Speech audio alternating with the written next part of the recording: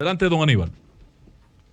Gracias, compañeros. Bueno, el diálogo nacional continuó hoy a las 10 de la mañana al seno del Consejo Económico y Social.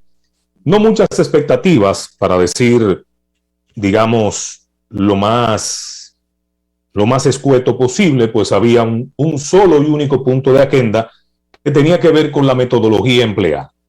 Lo que sí había era la incógnita en cuanto al tema de la reforma fiscal, y es por ello que el secretario general del Partido de la Liberación Dominicana, Charlie Mariotti, decía que al parecer el gobierno no sabía qué hacer con el tema de la reforma fiscal como parte del diálogo nacional. El gobierno, al parecer, le ha dado respuesta a esta incógnita del Partido de la Liberación Dominicana cuando anunció justamente en la mañana de hoy, al parecer mientras tomaba curso este diálogo nacional, que prepara un proyecto de reforma fiscal y que el presidente Luis Abinader se lo presentará uno por uno a los principales actores políticos, sociales y empresariales del país como manera de socializar las principales medidas que se proponen en este anteproyecto de ley de reforma fiscal. Uno de los elementos más importantes es que no hay tiempo. Y tiene razón el gobierno, no hay tiempo. Pero el tiempo cada vez se hace más escaso, se reduce más.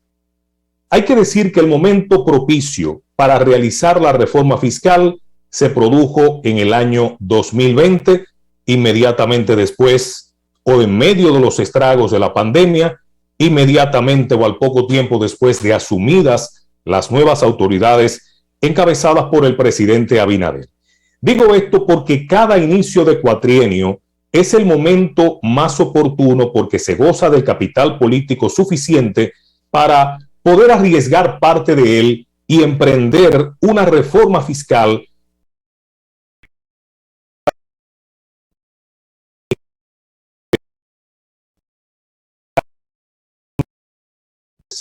estábamos pasando, como todavía lo hacemos, por un periodo de pandemia que había diezmado las finanzas, la economía nacional, había reducido la operatividad del aparato productivo nacional prácticamente a su mínima expresión, el paro laboral era manifiesto, los planes de ayuda gubernamentales, tanto a los empresarios como a los propios empleados para compensar el impacto económico de la pandemia, no se hicieron esperar y ello estremeció sensiblemente las finanzas nacionales ya de por sí comprometidas históricamente con un alto nivel de endeudamiento externo.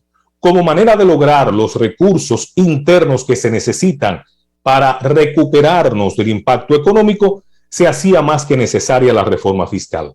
Sin embargo, en aquel momento, lo sucedido en Colombia, cuando se propuso una medida similar, la reacción de la clase media colombiana y de la gran mayoría del pueblo de ese país, pues hizo pensar dos veces al gobierno sobre la oportunidad de someter la reforma en aquel momento.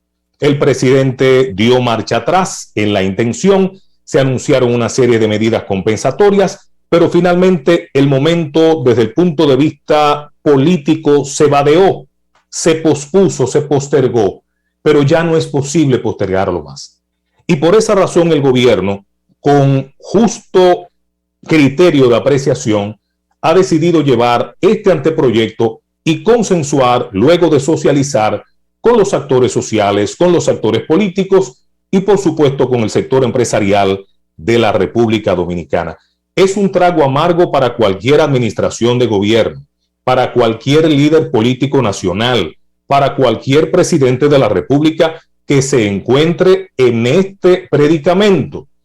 Y ello así porque las variables macroeconómicas internacionales han cambiado de forma negativa al punto tal que el Fondo Monetario Internacional, en su previsión para lo que queda del 2021 y mediados del 2022, establece que la inflación seguirá elevada hasta fines de este año e irá reduciendo paulatinamente a los niveles de antes de la pandemia para mediados del 2022. Estamos hablando de 8 meses continuos de inflación que irían reduciéndose paulatinamente si se toman las medidas que hay que tomar en este momento.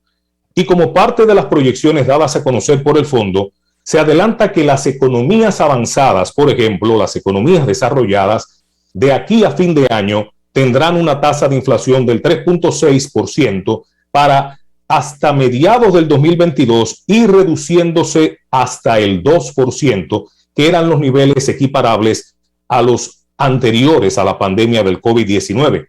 En el caso de las economías emergentes, como el de la República Dominicana, terminaría por cerca de un 6.8% el nivel de inflación al 2021, para entonces paulatinamente, repito, ir reduciéndose hasta llegar al 4% a mediados del 2022. ¿Qué significa todo esto? Que se hace tarde para lograr armar esta reforma fiscal de forma tal que le permita al gobierno sobrevenir a los efectos que ya se avisoran en el panorama económico mundial. Un panorama económico atizado por tres factores fundamentales. Número uno, el alza en el precio de las viviendas, la escasez en los suministros y lo que tiene que ver con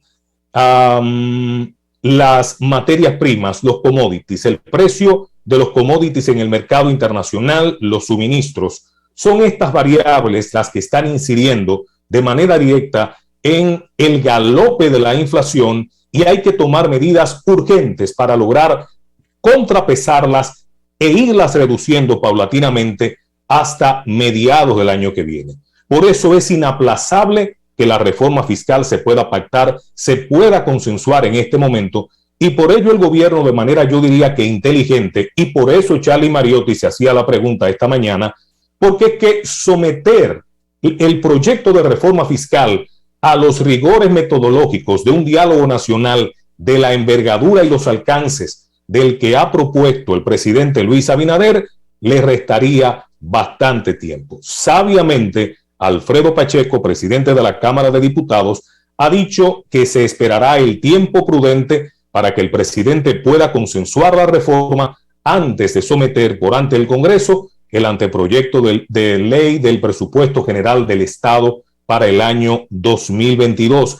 Y no es para menos. Es importante que esto se logre consensuar antes de someter este anteproyecto de ley del presupuesto general del Estado, como forma de tener los recursos identificados para que la economía pueda recuperarse de los embates que ha tenido, fruto de la pandemia y sus consecuencias económicas, de todo el dinero que ha debido el gobierno que buscar para comprar las vacunas, para hacer frente a los impactos económicos, al paro laboral, al paro en la producción de las empresas, en fin, a todo este cuadro económico que nos da en la cara justamente en este momento y que no admite ya más demora. Lo ha hecho bien el gobierno, pero ahora falta la parte más difícil posiblemente y más delicada, que es la de alcanzar el necesario consenso con las diferentes fuerzas políticas, con los actores sindicales, como el caso de Pepe Abreu, que decía que esto debía dejarse para el último momento, porque sabía que era el punto más espinoso, y para poder avanzar en los demás, fíjense ustedes cómo de manera muy correcta Rafael Pepe Abreu analizaba el tema. Razón todavía más poderosa para que se haya retirado el tema de la reforma fiscal del diálogo y se busque el consenso directo con cada uno de los actores políticos, sindicales y empresariales. Directamente el presidente tendrá que ir en romería ante cada uno de estos actores, buscando su apoyo, buscando consensuar en un proyecto que no se vea una imposición, sino que se vea una inclusión, un consenso en el que cada sector pueda, digamos, que establecer su perspectiva, su visión sobre lo que debemos hacer, llegar a puntos de entendimiento, llegar a puntos comunes que nos permitan alcanzar acuerdos para que para este 2022 la República Dominicana pueda comenzar con buen pie, porque, señores, hay que estar claros en lo siguiente. Así es, dice la sabiduría popular, al mal paso hay que darle prisa. Esta reforma fiscal es un trago amargo y lo será para toda la sociedad dominicana, pero es un trago que tenemos que apurar porque las consecuencias pudieran ser mucho más lamentables. ¿Tú estás de acuerdo con la reforma, doctor? No estoy de acuerdo con la reforma per se, y ahí me voy a sumar a esa expresión que se hizo popular en estos días. Lo que entiendo, hermano Pedro, es que es un trago amargo y necesario, porque la única manera de recaudar los recursos que necesitamos es mediante una reforma fiscal. Cómo se haga la reforma fiscal es tarea de cada uno de los actores que deberán consensuarla. Quitar por aquí, poner por allí, recortar por allá. Ya esa es tarea de ese consenso que deberá darse. Pero el común denominador en esto, desde mi punto de vista, es que la reforma fiscal es necesaria e inaplazable. Aníbal, la idea es la siguiente. Aníbal, no oye. La idea suya, patrón, es la siguiente. Le escucho. No, él no oye allá. Él escucha. Sí, yo lo escucho. Ok. Mira, Aníbal. Yo lo escucho. No, adelante, Pedro. El gobierno no necesita dinero porque mira la portada del periódico de hoy que dice que entre enero y septiembre el gobierno acumuló un sobrante de 112 mil millones. Entonces, ¿para qué reforma si los cuartos ellos no saben qué hacer con ellos? A mí me gusta cuando ustedes citan periódicos, pero yo no puedo citarlo aquí. La parte importante en este tema es Tú eres nuevo. Que desde el principio nosotros dijimos que aquí el único objetivo de llevar a los partidos políticos a un corral para discutir temas y usar el término a sí mismo era ablandar las condiciones para una reforma fiscal. Corralito. Y míralo ahí donde está. Entonces, hoy, por lo que Pedro acaba de leer hace un momentico, que en boca del señor Paliza se publica de cuál sería la metodología que desarrollaría Luis Abinader para crear las condiciones de la aprobación de una reforma fiscal, está claro que el único propósito de ese diálogo es la reforma fiscal. Es la reforma Lo dijimos fiscal. aquí. Yo entiendo que hay que agregar el tema de la reforma constitucional. El gobierno, entiendo que no es el único tema. El gobierno le ha dicho. Ahí no hay más tema. El gobierno. El de la reforma constitucional, querido hermano. No, hombre, no, y eso es tema, hermano. Si eso no, claro, eso es muerto. hay aspectos ahí que hay que reformar. No hay que arreglar nada. Esa reforma está bien. El gobierno. Bueno, hermano, ese es su punto de vista. Yo lo respeto, aunque no lo comparta. Yo entiendo que sí, que hay temas que tratar en esa reforma fiscal. Ahora, todo el país entiende que no hay necesidad de reforma constitucional. No es urgente, no es necesaria ahora. Aquí hay un problema en este país. Me parece que es un poquito arriesgado hacer ese vaticinio, hermano, pero respeto su punto de vista. No, mira, ni siquiera yo soy el creador de eso. Un hombre que dirigió 3 veces los destinos de este país dijo que no es necesario. Pero sabemos las razones por las que el doctor Fernández lo ha dicho, porque no le conviene la reforma fiscal. Yo lo he dicho en mis comentarios y he hablado de manera clara de cuál es el objetivo político electoral de Leonel Fernández al oponerse a esa reforma constitucional. Y el de Luis en proponerla. Bien dicho, tocayo. Totalmente, lo he dicho claro, lo he descrito y el por qué lo he dicho. Sí, y necesariamente él con eso, convertirse en el supuesto guardián de la Constitución, segunda parte. Hoy el país está demandando atención a otros temas. Reforma constitucional y la gente la está matando en la calle. Decirle al país, pero por favor, hoy que nos vamos a abocar. Oigan la expresión que usó Miguel Vargas. No es que nos vamos a abocar, hermano, es que tenemos que abocarnos necesariamente a una reforma fiscal, nos guste o no. Escucha, es la realidad económica. Debimos hacerlo en el 2020. En el 2020 debimos hacerlo. Parece que Aníbal no era el momento idóneo para hacerlo. Pero lo que pasó en Colombia hizo que el gobierno se echara hacia atrás. Parece que Aníbal no está escuchando allá a Mauri. Si no está escuchando, córtale. Mira, dice Miguel Vargas este fin de semana. Yo estoy de acuerdo con el planteamiento de Pedro. Cuando yo leo el capítulo de sí, pero dime qué dijo Miguel. De la justicia. Espérate.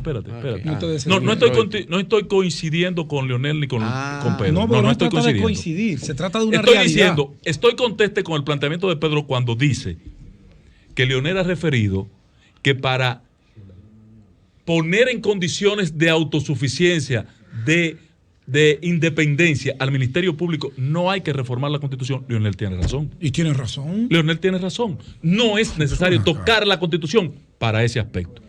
Hay varios aspectos. Y es el aspecto principal que ha esbozado el presidente Abinader. Hay varios aspectos que el presidente propone en sus 7 reformas a la Constitución con los que yo me identifico. Y creo que hay que hacerlos. Ahora. En La Vega, creo que hay que hacerlo. No estoy diciendo cuándo. Okay, en La Vega, perfecto. Ayer, el sábado, Miguel Vargas dijo, sí, el PRD está y estará de acuerdo con una reforma constitucional. Siempre estaremos dispuestos. Ahora, la pregunta es, este es el momento cuando el pueblo está demandando que su clase política, si se reúne, le garantice seguridad ciudadana, garantía alimentaria, resolver el problema de la electricidad. Señores, yo tengo una lista de gente que me ha escrito aquí, después del programa que hicimos con el tema eléctrico, yo tengo una lista de gente mandándome factura del mes pasado y de este. Pero yo te puedo traer las mías. 5,000 pesos de aumento en la tarifa eléctrica, señores. 5,000 pesos. A una gente que paga 10 le subieron 15 a 15.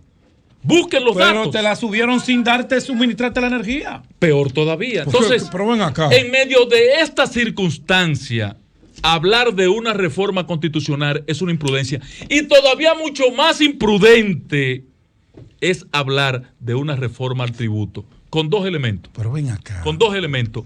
Estamos locos. El cuestionamiento al que está sometido el presidente, que creo que es injusto e incorrecto. Inapropiado porque no es ilegal lo que él ha hecho. Fue con mala leche que lo hicieron para esa vaina. Pero está bien. Precisamente para hablar de esa vaina. Pero no estoy hablando de ahí. Perdón. ¿Puedes detenerte ahí? Cuando salieron los papeles de Panamá, exacto, el partido que llevó a Luis al poder se montó en la cresta de esa ola para demandarle a los políticos que no aspiraban a la presidencia, porque ahí no estaba ni Leonel, ni Danilo, ni Miguel Vargas. Ahí habían políticos de segunda y tercera, y ellos se montaron a acusar al gobierno de turno de que eso era un acto corrupto, de que estaban sacando los fondos del país. Entonces, lo que igual no es ventaja. Pero ahora yo creo que han sido injustos porque él hizo la declaración. Y qué bueno que Andy Dawager lo aclaró. Esos patrimonios están dentro de la sombrilla de los $2 millones. Perfecto. ¿Qué es lo que él tenía que hacer el gobierno desde el principio? La familia. Aclararlo. Estoy de acuerdo contigo. La familia, no el gobierno. Ahora, tenían que aclararlo. Hicieron una omisión. ¿Sabe quién? Los que acusaron hicieron una omisión aposta porque era con mala leche, pero lo dije. La de ustedes era con buena leche, ¿verdad? Entonces, lo importante aquí, Virgilio. Lo importante aquí es que el gobierno entiende el momentum. Leonel atiende a Pedro. No es prudente ahora ni hablar de reforma a la Constitución, ni hablar de reforma al tributo. Por 2 razones. Ya Pedro expuso la primera. Tú no puedes decirle al país que tú en enero ahorraste 5,000 millones, en febrero 5,000 más, en marzo y abril 11,000 millones cada uno, en junio y julio 7,000 millones y 8,000 millones. Cuando tú dices que en los primeros 9 meses del año, en los 3 primeros trimestres, tú tienes un ahorro de 12,000 millones de pesos. Mucho dinero. ¿Cuánto tú crees que va a recaudar el gobierno con la reforma tributaria? No más de 200,000 millones de pesos. Entonces, ¿para qué meterse en ese embarque si tú tienes ya por ahorro, por gestión administrativa, por la política que siempre pregonó Seara Hatton de la mejoría del gasto? Es aquí. Ahora, ¿tú sabes cuál es la realidad de esto? ¿De por qué el ahorro de estos 12,000 millones de pesos? ¿Tú sabes cuál es la realidad de esto? Que el país tiene que saberlo. Que no han hecho las inversiones en obras.